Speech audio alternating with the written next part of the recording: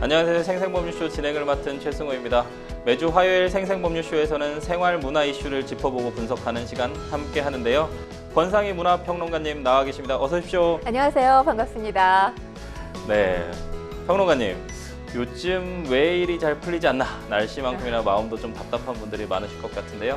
혈액형, 사주, 별자리, 요즘은 MBTI가 유행을 하고 있는데 평론가님은 이 중에서 어떤 걸 가장 신뢰하시는지? 근데 사실 MBTI를 요즘 사람들이 많이 네. 성향 파악하는 데 도움을 받잖아요. 네, 근데 이게 셀프로 검증하는 거 아닙니까? 그래서 맞습니다. 네. 사실 여기에 대해서는 저는 좀 이렇게 확신이 들지는 않고요. 네. 옛날 사람이라서 사주. 사주 좋아하세요? 네. 아무래도 좋은 얘기 들으면 네. 그게 나름의 후에 희망 고문이 될지언정 네. 현재는 희망을 좀 주잖아요. 그래서 제가 T 이제 그 방송사에서 네. 만든 사주하고 MBTI를 이렇게 같이 실험을 한 프로그램이 있습니다. 아, 근데 네. 두 개가 상당히 유사하게 나와요. 아, 결과가요. 그래서 어. MBTI랑 사주도 결국은 비슷하지 않나라는 생각도 좀 있는데 아, 그래도 그렇구나. 평론가님 혈액형으로 안 간 게 좀 다행인 것 같은데요. 그럼 너무 옛날 사람들이니까. 그렇군요. 알겠습니다. 저희 또 계속 얘기 나눠보도록 하고요. 네. 지금 이 방송은 유튜브를 통해서도 실시간으로 함께 방송되고 있으니까요. 많은 시청 부탁드리겠고요. 유튜브를 통한 소통의 창구도 활짝 열어두겠습니다. 네, 방송 중 궁금하신 질문들 있으시면 저희가 답도 해드리니까요. 많은 참여 바라겠습니다. 여러분은 지금 생생보물쇼 함께하고 계십니다.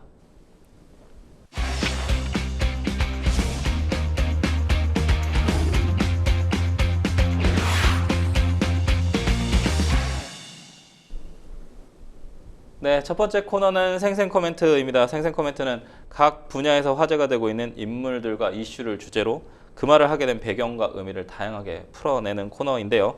매주 화요일은 생활문화 분야에서 나온 날렵한 코멘트 분석해 보도록 하겠습니다. 첫 번째 생생 코멘트 누구의 어떤 말인지 볼까요? 독립유공자 후손 위해.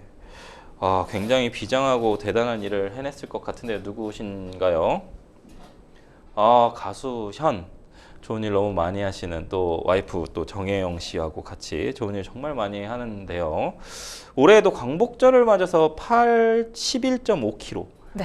82.5km 대단하죠. 엄청난 길이의 마라톤을 완주했다고 하는데요. 네. 이 역대급 무더위에 정말 그러니까요. 쉽지 않았을 것 같거든요. 왜냐하면 지난 17일에 이 네. 하남시에서 썸머 나이트런이라는 마라톤 대회가 있었는데 네. 그 마라톤 대회는 이제 10km를 뛰는 거였어요. 네. 근데 대회 시작 1시간 만에 29명이 탈진하는 일이 발생을 했습니다. 네. 근데 다들 아시겠지만 15일 역시 무더위가 엄청났죠. 최고 수준이었잖아요. 네네. 35도를 넘나드는 폭염이었는데 새벽 5시부터 이 8.15 런이 시작이 와, 됐습니다. 네. 81.5km라는 게 그러니까 보통 이 마라토너들이 달리는 구간이 42.195잖아요. 그렇죠.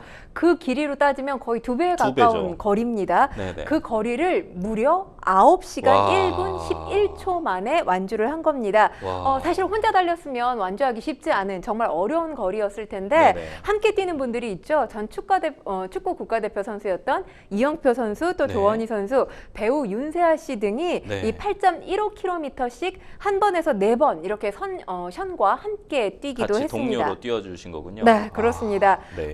현이 관련해서 몸무게 사진을 인증을 했는데 네. 이 8.15 런을 뛰기 이전에 션의 몸무게가 71.7kg이었다고 네. 해요. 그런데 뛰고 난 다음 날 몸무게를 재보니까 4.7kg가 빠져 있었다고 와. 합니다. 67kg였다고 하는데 발톱 빠진 저 사진도 나오네요. 발 사진이 사실 누군가의 발 사진을 보고 감동을 와. 받기가 쉽지 않은데 이 5kg 가까이 빠진 투혼도 투혼이지만 끊임없이 달리기를 하면서 발톱이 부러지고 빠져서 이 엉망이 된 션의 발. 이 네. 모든 많은 대중들이 이 발에 대해서 참 감동받았다 이런 이야기를 하고 있죠. 네. 너무 무리하지 말라 정말 수고하셨다 이런 댓글들이 저 사진에 계속해서 달리고 있습니다. 저 방금 약간 좀 소름 돋았는데 네. 과거에 그 발레리나인 이제 강수진 씨. 네, 그다음에 김연아 선수 맞아요. 발 보면서 제가 좀 감동받았던 경우가 있는데 이 8.15를 기념하기 위해서 이렇게 마라톤을 그러니까 사실 러너가 아니잖아요. 네. 이게 누군가에게 도움을 주기 위해서 뛰다가 발이 저렇게 엉망이 됐기 때문에 그 감동의 크기가 직업적으로 노력을 한 사람들의 어떤 발 모양을 봤을 때 감동의 네. 크기와는 또 다른 차원이지 않나 싶습니다. 10km도 힘든데 1.5kg. 5kg. 와, 엄청난 것 같습니다. 8.15kg도 아니고요. 이 현이 81.5kg를 뛴 8.15 런은 어떤 행사인가요? 2020년 광복절부터 시작된 행사인데요. 네네. 독립유공자의 헌신 또 희생을 기리고 그 후손들을 돕자는 취지에서 마련된 행사입니다. 네. 8.15 런 현을 제외하고 45명의 페이서가 함께 참가했고요. 네네. 이들이 이제 현이 끝까지 달릴 수 있도록 도움을 줬는데 5인 1조로 가면서 이 현이 무사히 81.5km 완주할 수 있도록 해줬습니다. 네. 8.15 런을 통해서 모아진 이 참가비, 각종 후원금, 독립유공자 후손들의 집을 지어주는 데 활용이 되고 있습니다. 진짜 너무 큰 좋은 의미. 네. 왜냐면 사실 우리나라에서 좀 소외받는 독립운동에 이렇게 투여를 하신 분들, 투신하신 분들의 후손들인데 그렇죠. 제대로 좀 대접을 대우도 못 못 받죠. 받고 네. 그런 부분들에 대해서 이렇게나마 사인이 혹은 아니면 연예계 어쨌든 좀 의미 있는 좀 행사를 좀 진행하는 것 같아서 너무 좀 뜻깊고 너무 좋은 것 같습니다. 네. 2024년에 8.15 런에서는 총 13억여 원의 어떤 기부금이 모집이 됐다고 하는데 올해 역대 최대 규모 인원으로 진행된 건가요? 그러니까 이 규모만 하더라도 16,300명이 이 행사에 엄청나네요. 참여를 네. 했습니다. 그러니까 그 시간에 그리고 그 네. 장소에 함께할 수 없는 분들은 버추얼 러너로도 함께했는데요. 본인이 네. 원하는 시간과 장소에서 일정 거리를 달리고 그리고 난 다음에 이제 초록 검색 사이트 있죠. 네네. 이 해피빈에 인증을 하게 됐고요. 네네. 또 오프라인 러너들 같은 경우는 광복절 당일 상암 월드컵 공원에서 현과 함께 네. 8.15km를 달렸습니다. 이번에 참여한 후원 기업이 55개였고요. 예. 개인 참가자의 참가비 그리고 이 후원금들 총 해서 13억 2,657만 원 정도가 모금이 됐습니다. 네. 그렇다면 현이 이렇게 엄청난 구간을 달리는 엄청난 길이의 마라토너로 뛰는 이유가 있을 거 아니에요. 네네. 우리나라를 위해서 모든 걸 바친 독립투사분들에게 본인의 최선을 드리기 위한 것이라고 네. 밝혔습니다. 그리고 또 올해 가장 많은 인원이 참여를 했고 끝이 보이지 않는 태극기 물결이 그날 현이 끝까지 완주하는데 큰 네. 도움을 줬다고 감사의 메시지를 전하기도 했는데요. 사진 나오고 있는데요. 네. 네, 2020년부터 2024년까지 이 8.15 런 행사를 통해서 국내외 약 3만 1천여 명의 러너가 참석을 했고요. 네. 215명의 페이서 그리고 270개 후원 기업이 함께해서 58억 원의 기금을 마련했습니다. 지금까지 전국에 14호집을 헌정한 상황입니다. 너무 감동적인데 저 현 씨가 달고 있는 이 번호가 1945예요. 다 의미가 있죠. 네. 1945년. 야, 가수 현 씨하고 아내인 배우 정혜영 부부 그야말로 기부천사로 매번 이렇게 또 올라오시고 통합니다. 근데 끝없는 선행을 몸소 보여주고 있는 것 같아요. 저희가 사실 네. 이전 시간에도 현의 이 선한 영향력에 대해서 예, 한번 예. 진단을 한 적이 있는데 예. 지금 8.15 런 외에도 또 특별하게 이 선행을 베풀고 있는 곳이 있죠. 바로 루게릭 환자들을 위해서 전국 국내 네. 최초로 요양병원 건립을 하고 있다는 소식 전해드렸습니다. 네. 이 요양병원의 건립에 마련된 비용, 그러니까 218억 원이 예. 들어가는 그런 규모의 사업인데 이 가운데 현 부부가 기부한 액수가 무려 6억 원에 달합니다. 사실 선한 영향력 우리가 얘기 많이 하는데 이게 예. 개인과 조직을 넘어서 사회를 변화시키는 어떤 키라고 볼 수 있는 네. 거잖아요. 네. 저는 이 선한 영향력이 8.15 런에서도 그대로 드러났다고 생각을 네. 하는데 이번에 무려 16,300명이 참여를 하게 됐다는 것, 그러니까 선의 영향력을 네. 본받고자 하는 이 대중이 그만큼 네. 많이 늘어났다라고 볼 수 있는 거죠. 그야말로 날개 없는 천사 커플이지 않나라는 생각이 듭니다. 꾸준히 이런 선행을 베풀면서 뭔가 국민들에게 귀감이 되는 부분이 네. 상당히 좀 좋아 보입니다. 사실은 이제 우스갯소리로 이제 대한민국의 많은 남편들에게 네. 굉장히 저기다. 그렇죠. 현 같은 남편이 되기가 정말 힘들지 어렵다. 않겠어요? 네. 근데 이제 여기는 부부 모두가 천사니까요. 그렇죠. 정말. 사실 선행을 네. 베푼다 하더라도 네네. 이 와이프 입장에서 굉장히 그게 힘들 수 있어요. 맞습니다. 반대할 예, 수 예. 있는데 예. 뜻에 함께 한다는 것 자체가 이 두 부부 네. 자체가 얼마나 빛나는 부부가 아닌가 맞습니다. 이런 생각도 해보게 됩니다. 정혜영 씨도 사실은 좀 대단하다고 저는 좀 보여지거든요. 예. 저희는 첫 번째 생생 코멘트 마무리하고 두 번째 생생 코멘트로 넘어가 보도록 하겠습니다. 두 번째 생생 코멘트는 뭘까요? 당신 영화 정말 사랑해. 장신 영화. 영화를 되게 이렇게 좀 좋아하신다는 뜻인 것 같은 매우 큰 배우 김민희 씨가 이게 세계 6대 영화제로 꼽히는 로카르노 국제영화제에서 홍상수 감독의 신작 수유천으로 최우수 연기상을 좀 받은 상황인데 네. 수상 소감이 화제를 모으고 있습니다. 네, 로카르노 네. 국제영화제는 1946년에 만들어진 네. 영화제인데 실험적인 어떤 작가주의 영화들을 대상으로 해서 수상을 네. 하는 그런 영화제입니다. 네네. 77회 로카르노 국제영화제에서 이번에 김민희 네. 씨가 수상을 한 건데 네. 아무래도 이제 홍상수 감독과 함께 있는 그런 모습이 언론에 많이 포착이 됐죠. 그리고 이제 수상 소감에서도 유난히 눈에 띄는 수상 소감이 있었습니다. 네.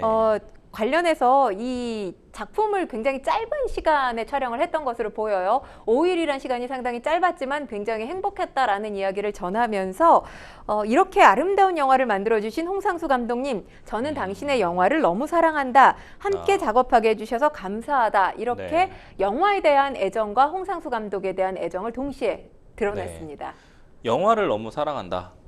당신의 영화를 너무 사랑한다라고 얘기했지 뭐 우리가 얘기하는 그런 내용은 또 좀 아닌 것 같아요. 하지만 지금 자신이 그 자리로 돌아온 다음에 본인 트로피를 홍상수 감독에게 건넸고요. 네. 어깨에 머리를 살포시 네. 기대는 사진 나오고 있네요. 네, 저런 네. 모습이 포착이 됐습니다. 그렇기 때문에 저 장면만으로도 영화에 대한 존경심뿐만 아니라 네. 홍상수 감독에 대한 애정이 여전하구나라고 애정도 있다. 읽을 수 있는 장면이 아닌가 싶습니다. 김민희 씨는 수상 이후에 이어진 로카르노 국제영화제 측과의 인터뷰에서도 소감을 좀 전했는데요. 김민희에게는 이번 영화는 매우 특별했던 것 같습니다. 사실 뭐 어떤 배우든지 간에 해외 영화제에서 그쵸. 연기상을 수상한다는 것 자체 그런 수상의 영광을 준 작품에 대해서는 특별한 의미를 가질 거예요. 맞습니다. 네. 이번이 김민희 씨 같은 경우는 해외 영화제 두 번째 수상인데 첫 번째 수상이 언제였냐면 2017년 역시나 홍상수 감독의 작품이었습니다. 네. 밤의 해변에서 혼자로 베를린 국제영화제에서 은곰상 여자 연기상도 거머졌습니다. 그러니까 두 작품 모두 다 홍상수 감독의 작품이에요. 뭐 홍상수 감독의 뮤즈라고도 하잖아요. 그렇죠. 그러다 보니 이 작품 역시 본인에게는 굉장히 특별한 의미로 다가왔을 것 같고 이 촬영 기간 내내 그러니까 과정이 상당히 즐겁고 행복했던 것 같습니다. 네. 그와 관련된 발언들 여러 가지로 내놓고 있는데 사실 배우로서뿐만 아니라 이번 작품의 제작실장 그러니까 스텝의 역할도 함께 했습니다. 아무래도 여러 역할을 함께 겸한 영화를 또 영화제에서 이렇게 좋은 성과를 거두다 보니까 그 기쁨이 배가 되지 않았을까라는 생각도 해봅니다. 네. 근데 이 영화 수유천 내년에 북미에서도 좀 개봉을 한다고 합니다. 9년째 이어지는 이 얘기를 안 할 수가 없는데 그렇죠. 좀 불편하지만 두 사람의 불륜 논란 속에서 홍상수 감독의 영화는 해외 영화제에서 예술성을 좀 인정받으면서 승승장구하고 있지 않습니까? 그러니까 사실 지금 예. 북미 개봉을 한다고 하는데 북미에서 홍상수 감독의 작가주의적인 영화가 어느 정도의 반응을 얻을지는 잘 모르겠어요. 왜냐하면 홍상수 감독 자체는 유럽에서 굉장히 명망이 있는 그런 작품과 감독으로 지금 이름을 날리고 있는 그런 사람이거든요. 그렇기 때문에 북미에서의 반응이 어느 정도인지는 모르겠지만 일단 사실 국내에서는 활동하기가 쉽지 않죠. 왜냐하면 홍상수 감독의 불륜 꼬리표가 떨어지지 않고 있는 상황이에요. 가정 생활을 하고는 있지 않지만 가정이 유지되어 있는 거죠. 법적으로 봤을 때. 맞습니다. 왜냐하면 지금 이혼이 완전히 성립되지 않은 상황이잖아요. 네. 그런 상황에서 국내에서의 어떤 활동을 한다는 건 아무래도 제약이 있을 수밖에 없고요. 그러다 보니까 본인 작품의 호감도가 높은 유럽권을 위주로 해서 이렇게 김민희 씨와 모습을 자주 드러내는 것이 아닌가 싶습니다. 분위기가 또 미국과 유럽과 또 한국은 또 완전히 그런 다르죠. 다르니까요. 네. 뭐 불륜을 바라보는 시각이나 이런 부분들이 좀 다르기 때문에 그래도 작품성만은 계속 인정을 받고 있는 것 같아요. 평론가님께서 보시는 이 홍상수 감독의 영화 어떤 매력이 있을까요? 그러니까 홍상수 감독하면 사실 우리나라의 대표적인 작가주의 감독이죠. 뭐 영화를 봤을 때 홍상수 감독의 영화를 굉장히 좋아하는 마니아가 있는가 하면 이게 영화야? 라고 물음표를 나타내는 관객이 있는 것도 사실이에요. 일상성에 기반을 두고 있죠. 그러니까 뭐 평범한 남녀가 밥 먹고 산책하고 술 마시면서 이야기하는 게 영화의 주된 흐름이 되기도 합니다.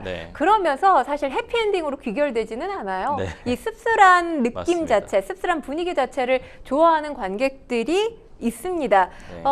그리고 또 아까 말씀을 하셨지만 김민희 씨와의 관계 자체가 우리 사회에서 인정받을 수 없는 관계인 건 사실이지만 그래도 작품은 별개로 인정을 해줘야 되는 거 아니냐 이런 목소리가 나오고는 있습니다만 네. 작품과 감독, 작품과 작가 따로 분리해서 과연 평가를 할 수 있는가? 이런 문제는 여전히 해외에서도 존재를 하는 게 사실입니다. 네. 한 가지 안타까운 건 홍상수 감독하면 사실 자신의 색깔이 분명한 연출가죠. 예. 연출력이 뛰어난 감독이라고 할 수 있고 김민희 씨 역시 해외 영화제에서 이렇게 연기상을 잇따라 2번이나 받을 만큼의 뛰어난 연기력을 그렇죠. 가지고 있는 예, 배우임에도 불구하고 사생활 논란 때문에 이런 부분들이 국내에서는 지금 제대로 평가받지 못하고 있는 상황이거든요. 네네. 소외되고 있는 경향에 대해서는 두 사람도 역시나 굉장히 네. 큰 아쉬움으로 남지 않을까라는 생각이 들긴 합니다. 네.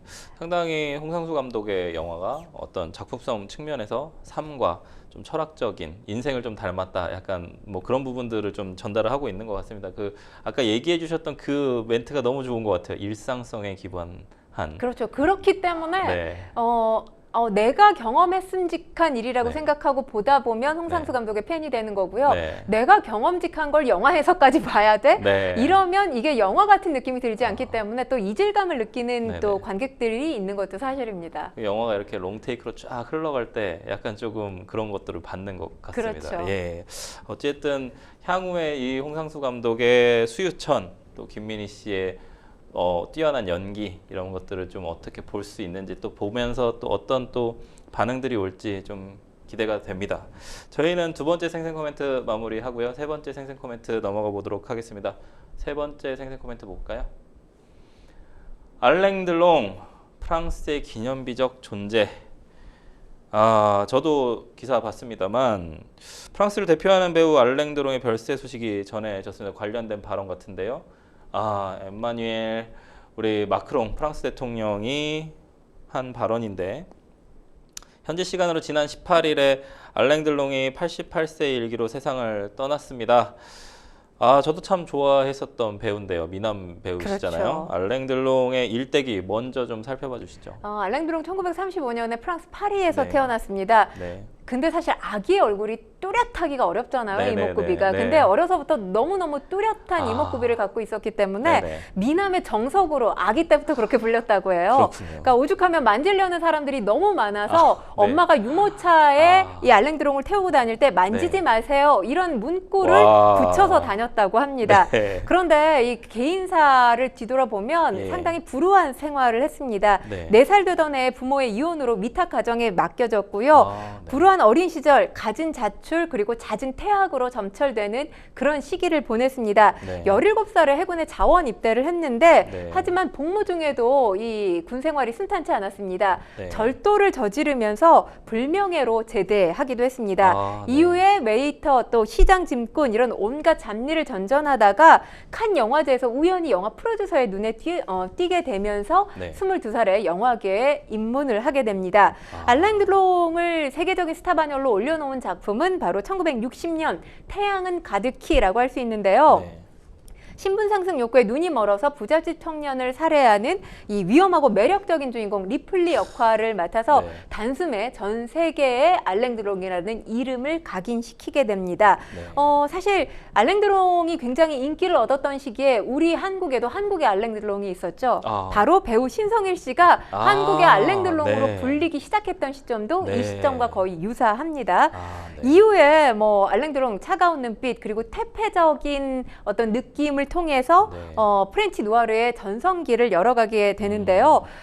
평생 동안 영화 90여 편에 출연을 했고요. 이 가운데 80여 편 주인공으로 출연을 했습니다. 뭐 독보적인 프랑스의 대배우라고 할 수 있죠. 네. 파리는 불타고 있는가, 태양은 외로워, 사무라이, 또 불사리노, 조로 등이 대표작으로 꼽히는데 네. 유족들에 따르면 현지 시간으로 17일에서 18일로 넘어가는 밤에 알랭 드롱 3명의 자녀들이 지켜보는 앞에서 숨을 거뒀다고 전해지고 있습니다. 잘생긴 좀 이런 미남 배우로서 주목을 받다 보니까 뭐 얘기 안 해주셨지만 카사노바라는 영화도 그렇죠. 했었고, 맞아요. 네.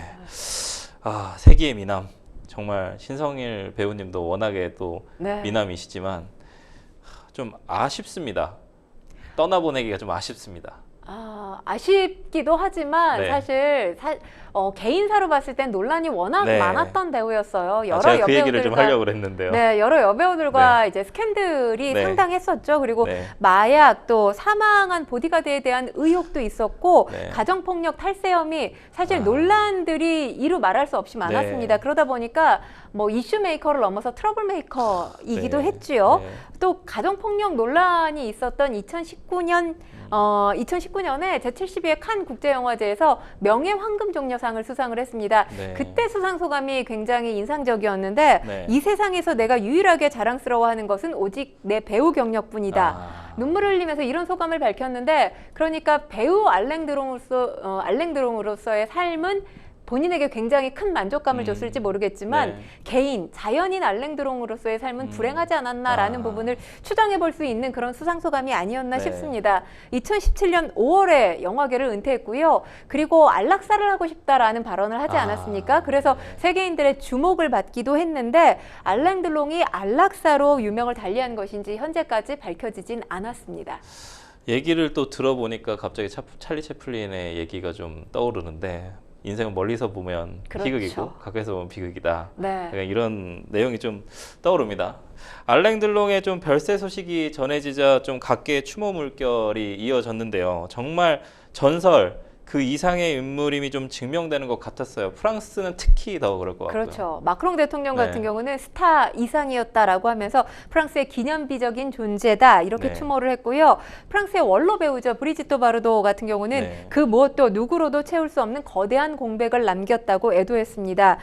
프랑스 영화 제작자 알랭 테르지안 같은 경우는 현지 라디오 방송에서 프랑스 영화사의 한 페이지가 넘어갔다라고 추도하기도 했는데 해외 주요 언론들 역시 이 알랭 들롱을 평가했습니다. 최고의 스크린 유혹자였다. 또 도덕적으로 타락한 영웅을 연기하든 로맨틱한 남자 주인공을 연기하든 들롱의 존재감은 잊을 수 없을 것이다. 이런 외신들의 평가가 잇따르고 있습니다. 특히나 이번엔 파리 올림픽이 있었다 보니까 프랑스로 써지는 뉴스인 것 같습니다. 네. 마지막으로 평론가님한테 좀 궁금한 질문인데 배우 알랭들롱에 대해서 어떻게 평가하시는지 평론가님의 시각 좀 궁금합니다. 일단 뭐 그 외모만큼은 예. 지금도 그 외모를 그렇죠. 능가하는 배우를 찾기가 참 쉽지 힘들죠. 않죠. 예. 타고난 배우인 건 맞습니다. 네. 그리고 또 이제 영화에서 주로 보여준 장면들, 그러니까 느낌들이 퇴폐적이면서도 뭔가 어두운 느낌이었어요. 네. 근데 아무래도 배우들이 개인사가 작품을 할 때 캐릭터로 표출이 되는 경우가 네. 많죠. 결합이 돼서 나왔던 건 아닌가라는 생각이 드는데 네. 일단 뭐 배우로서는 정말 별의 삶, 스타의 삶을 살았죠. 이제는 네. 하늘의 별이 됐는데 그가 남긴 많은 명작들로 세계인들에게 영원히 기억될 것 같고요. 그리고 그의 작품들 많은 영화인들에게 앞으로도 영감을 줄 것 같습니다. 네.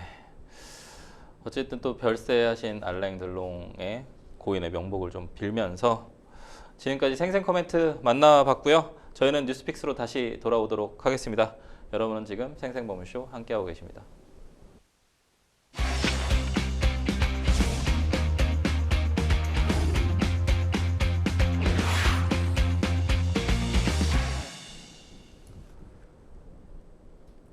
네, 분야별 가장 핫한 소식을 집중 분석해보는 시간 뉴스픽스 시작합니다.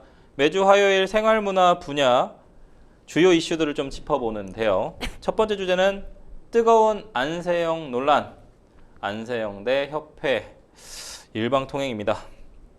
파리올림픽 뜨겁던 올림픽은 끝이 났습니다. 하지만 여전히 뜨거운 이슈가 남아 있는데요. 바로 배드민턴 여자 단식 금메달리스트 안세영 선수가 작심하고 제기한 배드민턴 협회의 불합리 문제입니다. 관련된 이야기 좀 나눠보도록 하겠습니다. 평론가님, 사실 금메달 한 5개 정도 딸 거라고 예상했던 네. 최약체였는데 사실 타이 기록을 낼 만큼 그 이전에 있었던 기록하고 타이 기록을 낼 만큼 엄청나게 흥행한 그렇죠. 대한민국 와자와자 근데 네. 참 안타까운 게 네. 13개 금메달을 땄음에도 불구하고 안세영 씨 지금 이슈가 굉장히 크잖아요. 맞아요. 그러다 보니까 선수들에 대한 어떤 환영식이랄까 맞아요. 축하하는 마음이 이전보다 좀 작아진 건 아닌가라는 부분에서 아쉽습니다. 좀 근데 안타깝죠. 예. 그럼에도 불구하고 안세영 예. 선수가 이 기쁜 날 사실 금메달 맞아요. 획득한 이후에 기자회견에서 폭로를 한 거잖아요. 맞습니다. 밝힌 내용이 금메달을 딸 수 있었던 원동력이 네. 내 목소리를 내고 싶었다는 네. 그런 분노였다라고 하지 네. 않습니까? 그 분노의 시간이 7년이라고 얘기를 했어요. 네. 그러니까 뭐 시간과 장소는 저는 적절치 않았다라는 생각을 합니다만 네. 이 분노가 얼마나 켜켜이 쌓였으면 이런 그렇죠. 발언을 그 영광된 순간에 할 수 있었을까라는 맞아요. 또 생각도 해보게 됐습니다. 어쨌거나 지금 보면 그만큼 글쎄요 안세영 선수뿐만 아니라 다른 선수들까지는 제가 어떤지 잘 모르겠지만 대화할 수 있는 창구가 없었던 건 네. 아닌가 이런 추정이 되는 부분이기도 합니다. 그 우승의 기쁨, 금메달의 기쁨을 충분히 누려야 할 선수와 또 우리 시청자분들, 국민 여러분들의 어떤 기쁨이 좀 반감됐죠. 뺏어간 것 같아서 네. 약간 그래도 좀 또 대단하다고 느낀 게, 야, 그 순간에 정신 차리고 그 그렇죠. 인터뷰를 또 할 수 있는가? 네. 과연 이게 얼마나 심각하길래, 그래서 이제 정부도 좀 들여다보는 것 같거든요. 네. 그래서 좀 하나하나 좀 질문을 좀 드려보면, 안세영 선수가 좀 금메달 기자회견에서 가장 먼저 말한 포인트는 부상에 대한 배려 문제였거든요. 이 부분에 대해서 협회는 선수가 좀 최고로 여기는 부상 관리와 인력 구성을 해주지 못했다라고 하는데, 이 문제점 어떻게 보시나요? 그러니까 2023년 이 안세영 네. 선수가 항저우 아시안 게임에서 네. 부상 투혼을 발휘하면서 금메달을 땄는데 네. 이때 부상 정도가 상당히 심각했다고 하고요. 네. 파리 올림픽 때도 내내 통증이 있는 상황에서 경기를 한 것으로 알려졌습니다. 그러니까 추후에 병원이 처음에 오진을 했다는 게 이제 안세영 네. 선수의 입장이었어요. 네. 그리고 병원을 바꿨는데 그 병원에서 진단받은 건 통증에 익숙해지는 수밖에 없다라는 식의 진단을 받은 네. 거예요. 그러니까 안세영 선수는 선수 부상에 대해서 협회가 너무 안일했던 거 아니냐 이렇게 지적을 하고 나선 겁니다. 네. 지금 협회 측도 관련해서 A4 10장 정도 되는 해명문을 내놨잖아요. 네, 이 그렇죠. 관련한 이 해명문 조금 제가 요약을 해서 말씀을 드리면 네. 일단 이 관리를 위해서 안세영 선수를 위해서 특별 이 전담 트레이너를 배정을 했다는 겁니다. 네. 이 부분은 안세영 선수도 인정을 했어요. 네. 근데 올림픽까지 동행을 하지 못했던 이유는 트레이너가 거절을 했다는 겁니다. 네.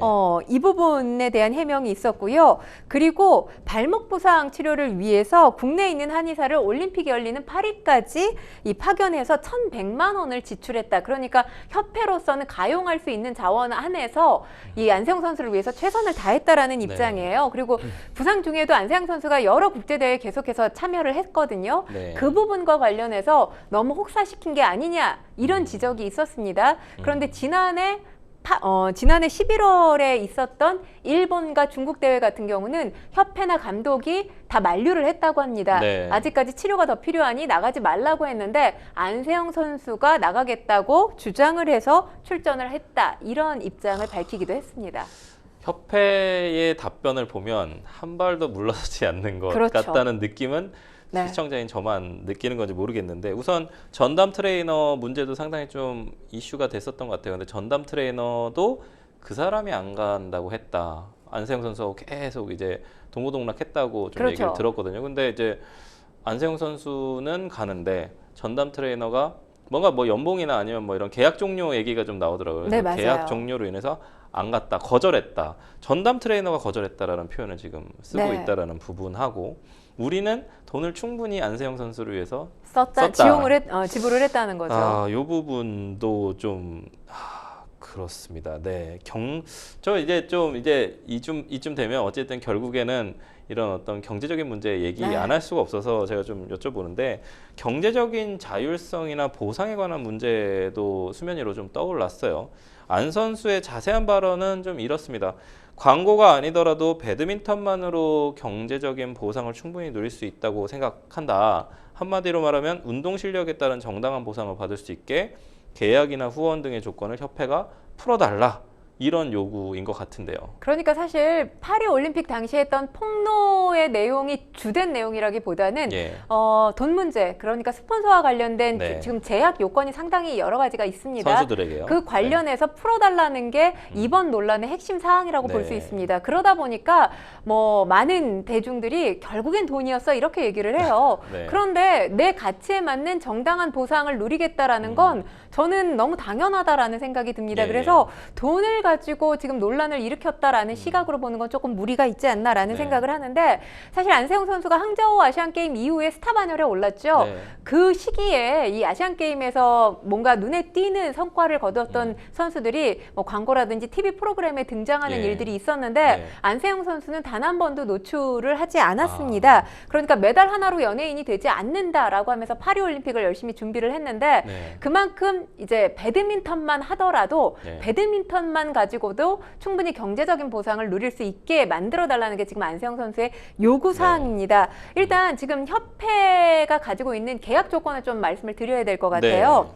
한국 실업 배드민턴 연맹에는 이 실업팀에 입단하는 선수들 계약 기간, 계약금, 연봉 엄격한 제한을 두고 있는데요. 지금 안세영 선수가 광주 최고를 졸업했어요. 네. 이 고교 졸업 신인 선수의 계약 기간이 7년이고요. 네. 계약금은 최대 1억 원으로 제한되어 있습니다. 네. 1년차 최고 연봉도 5천만 원이고 연봉 인상률 3년차까지는 7%대로 묶여져 있습니다. 네. 일단 배드민턴 협회 상황을 보면 지금 국내 남녀 합산 33개 팀이 운영이 되고 있는데 안세영 선수 같은 경우는 삼성생명 소속이에요. 네. 그런데 이렇게 기업에 소속되어 있는 선수들이 많지 않습니다. 네. 뭐 요넥스라든지 정관장 같은 일부 기업팀들이 있기는 네. 합니다만 대다수가 지자체에 소속이 된 상황이고요. 네. 대회 입장 수익도 뭐 축구나 농구, 배구 같은 구기 종목과 다르게 네. 입장 수익을 기대하기는 어려운 게 또 협회 차원의 현실입니다.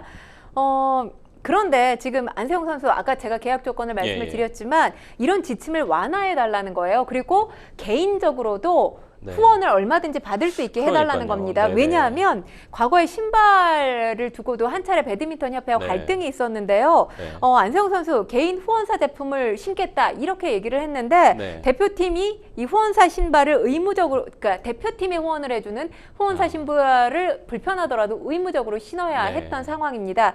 결국에는 제품이 발에 맞지 않아서 안세영 선수가 불편함을 호소하면서 네. 맞춤 제작 양말을 신으면서 이제 문제가 일단락됐던 경험도 있었거든요. 네.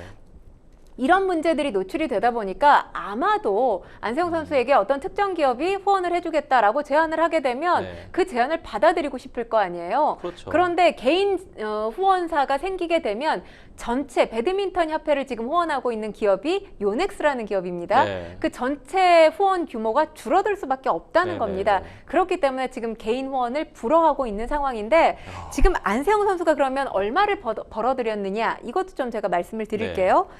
세계 배드민턴 연맹에 따르면 안세영 선수가 지난 시즌 월드투어 8개 대회에서 우승을 했습니다. 네. 그리고 파이널 4강 진출로 상금 62만 8,020달러를 벌어들였어요. 네. 우리 돈으로 약 8억 6천여만 원인데 네. 이게 비교를 해보면 남자 단식 세계 1위 선수가 덴마크의 빅토르 악셀센 선수거든요. 네. 이 선수의 상금 규모가 우리 돈으로 8억 8,494만 원입니다. 네. 그러니까 이 선수 다음 랭킹이 안세영 선수예요. 네네. 상금 랭킹이. 네. 그런데 상금과 별개로 이제 안세영 선수의 연봉을 네. 추정을 해보면 6,100만 원 정도 돼요. 그래서 네. 지난해 벌어들인 돈이 9억입니다. 네. 근데 통상적으로 우리가 생각했을 때 네. 22살의 배드민턴 선수가 9억이면 많이 번 거 아, 아니야? 라고 네네. 생각할 수도 있지만 네네. 지금 다른 나라 선수들과 좀 비교를 해볼 필요도 있어요. 네. 일단 이 인도의 세계 랭킹 13위 안세영 선수는 세계 랭킹 1위입니다. 네. 푸살라 신두라는 인도 선수 같은 경우는 네. 이 지난해 광고료 스폰서십으로만 710만 달러, 우리 돈으로 97억 원을 벌어들였어요. 네. 그런데 이 선수의 이제 상금 랭킹 규모를 보면 우리 돈으로 7,400여만 원을 벌어들였거든요. 네. 그러니까 상금과 스폰서십 광고 체결한 금액만 지난 한 해 100억을 벌어들인 겁니다. 네. 근데 이제 안세영 선수 입장에서는 본인이 세계 랭킹 1위고 이 선수는 세계 랭킹 13인데 거의 10배가량 지금 수입 차이가 나는 거잖아요. 네. 물론 차이점은 있습니다. 우리나라에서 배드민턴은 생활 스포츠로는 인기 종목이지만 엘리트 스포츠로는 사실 인기 없는 비인기 종목이잖아요. 인도 같은 경우는 배드민턴 자체가 모든 국민들이 환호하는 국민 스포츠예요. 이런 차이점은 있습니다만 실력에 비해 이 어떤 상금 규모라든지 스폰서 규모라든지 이런 게 사실 안세영 선수 입장에서 상대적인 박탈감을 느낄 수밖에 없는 게 지금 안세영 선수의 입장이에요. 그러다 보니 이와 관련해서 본인에게 개인 후원을 하겠다는 기업 있게 될 경우에 그걸 거절한다는 것 자체가 안세영 선수로서는 중요한 기회 하나를 놓치는 게 되잖아요. 그래서 이 부분에 대한 문제 제기를 한 겁니다. 그러니까 가장 저는 이 봤을 때 가장 큰 문제는 사실 선수가 열심히 해서 뭔가 성과를 내고 그 성과에 의해서 광고나 스폰서십이 들어올 때 물론 계약에 아마 스폰서십을 더 못하게 되어 있을 텐데요. 근데 전속 계약이나 뭐 이런 게 있을 수 있겠죠. 다만 뭐 손흥민 선수나 어쨌든 스포츠들을 보면 충분히 광고나 이런 후원을 받을 수 있는데 왜 이제 배드민턴 대표팀만 그런 부분들에 대해서 제약을 하느냐에 대한 부분이 분명히 문제가 좀 될 것 같거든요. 지금 문제인 건 사실 지금 변호사님께서 맞는 지적을 해주셨는데 배드민턴 협회가 스타 플레이어 한 사람에게 의존을 한다는 거예요. 그러니까 스타 플레이어 한 사람에게 개인 후원이 허용되면 배드민턴 협회 전체로 들어오는 후원 금액은 줄어들 수밖에 없다는 거죠. 근데 그렇게 되면 지금 협회 차원에서 뭐 상비군 선수까지 포함해서 300여 명 관리를 하고 있습니다.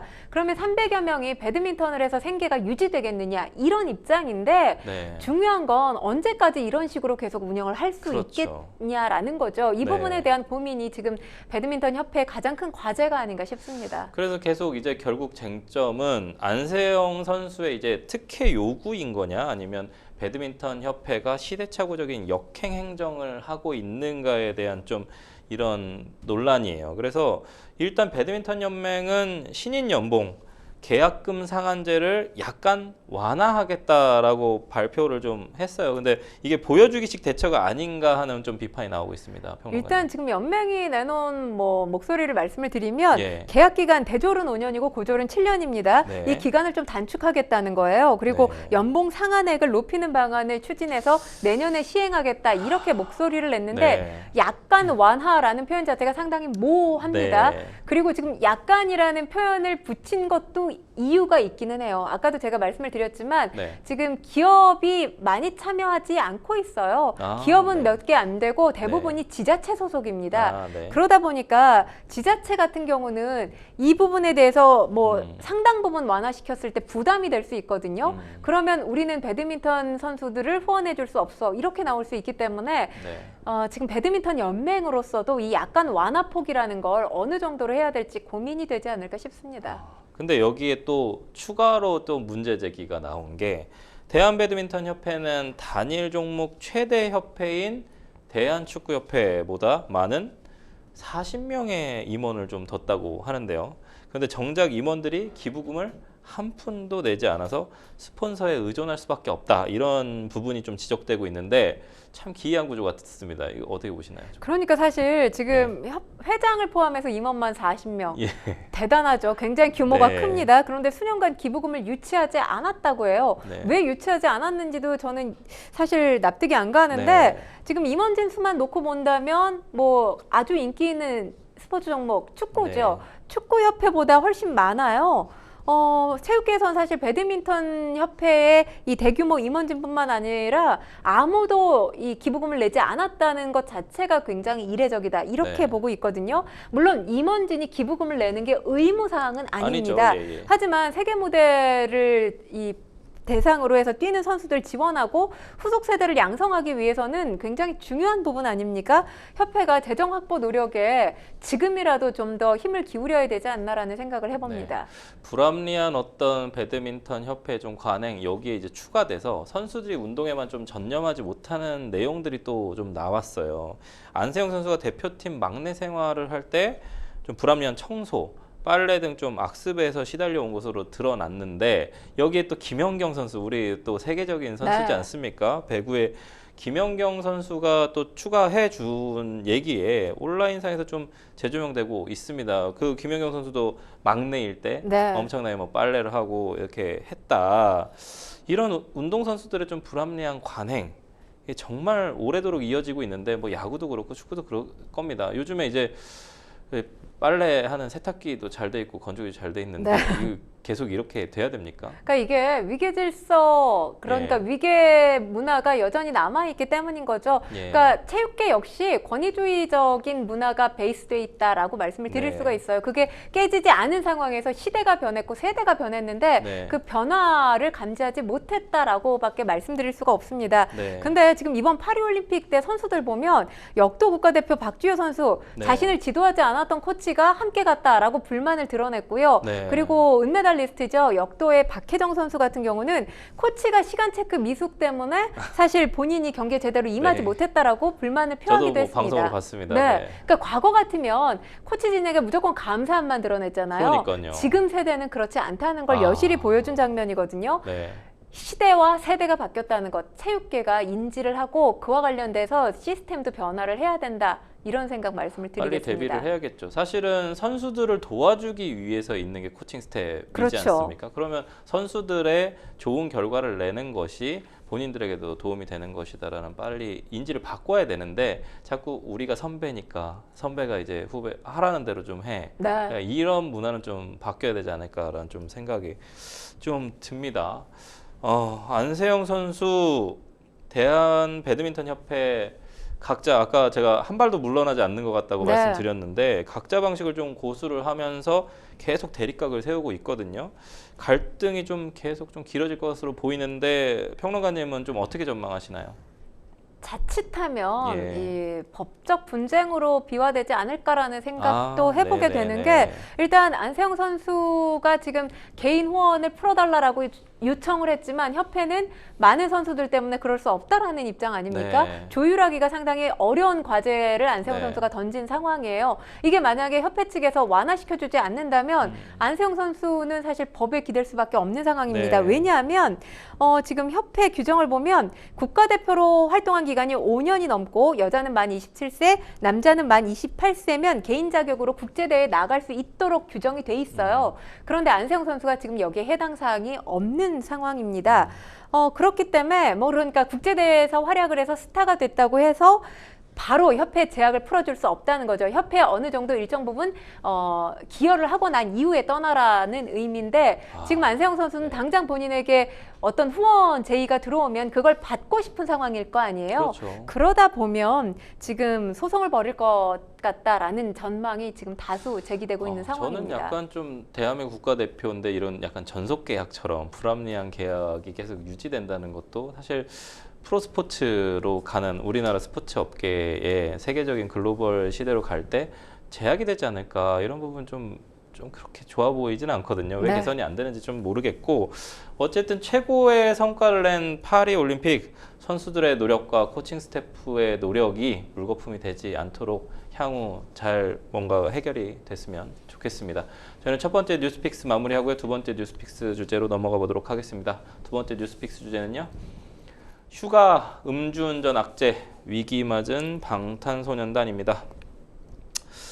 사건이 좀 쉽게 끝날 줄 알았는데 엄청나게 또 커졌어요. 네, 그렇습니다. 사건이요. 이게 뭐 방탄소년단 팬들, 뭐 아미들은 휴가 탈퇴해라 이런 내용들 계속 나오고 있는데 네. 방탄소년단 멤버 슈가가 음주운전 혐의로 좀 적발이 되면서 대중들한테 큰 충격을 줬습니다. 그만큼 모범적인 이미지의 방탄소년단이었기 때문에 평론가님은 어떠셨는지요?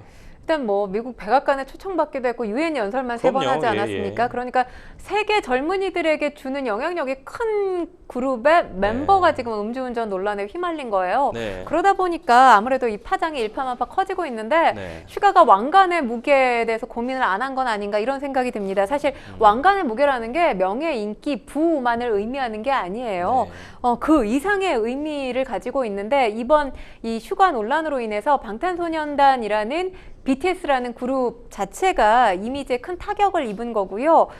사실 높은 영향력을 가진 스타일수록 그에 따르는 도덕성, 책임감 역시 높은 게 사실입니다. 어쩌면 지금 이 논란이 불거진 슈가 본인의 어떤 사회적인 지위, 사회적인 영향력을 간과했던 건 아닌가라는 아쉬움이 큽니다. 군대를 사실은 좀 사회복무요원으로 이렇게 하고 있는 상황에서 또 발생한 그렇죠. 사안이고, 이게 또 문제는 사실은 이제 소속사도 이 전동 스쿠터를 전동 킥보드라고 뭔가 축소한 것이 아니냐, 이런 네. 어떤 의문점과, 그 다음에 처음에 이제 적발 당시에 맥주 한 잔 네. 했다라고 했는데 갑자기 알코올 농도가 0.227. 227은 사실 많지. 소주를 엄청나게 부어야 그렇죠. 나오는 수치거든요. 이런 부분들 때문에 좀 거짓말 의혹, 은폐하려 사건을 축소 은폐하려고 한 것 아니냐 하면서 이 사건이 커졌단 말이에요. 네, 그렇습니다. 평론가님. 사실 전동 스쿠터냐 전동 킥보드냐 굉장히 중요하죠. 처벌 수위가 네. 달라지잖아요. 네네. 전동 킥보드 같은 경우는 만약에 둘 다 음주운전은 하면 안 됩니다. 네네. 그런데 전동 킥보드를 음주운전으로 걸렸다라고 한다면 10만 원 범칙금이 부과가 되지만 네. 지금 전동 스쿠터 같은 경우는 징역형이나 벌금형, 형사처벌 받게 그렇죠. 되잖아요. 네. 이와 관련해서 뭐 은폐하려고 축소하려고 했던 건 아니었다. 이렇게 지금 소속사가 밝혔는데 네. 중요한 건 지금 범칙금과 면허 취소 처분을 받았다. 이렇게 밝혔어요. 그러니까 네. 뭔가 이 사건이 굉장히 경미하고 이미 종결이 됐다라는 네. 느낌을 줄 수 있는 메시지를 줬단 말이에요.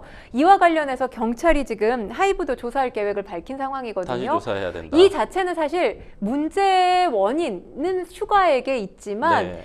중요한 건 소속사가 대형 소속사인 하이브이지 않습니까? 그렇죠. 그러니까 하이브의 어떤 위기 대처 능력 역시 부재하고 있구나라는 걸 단적으로 보여줬다라고 생각이 들고요. 네.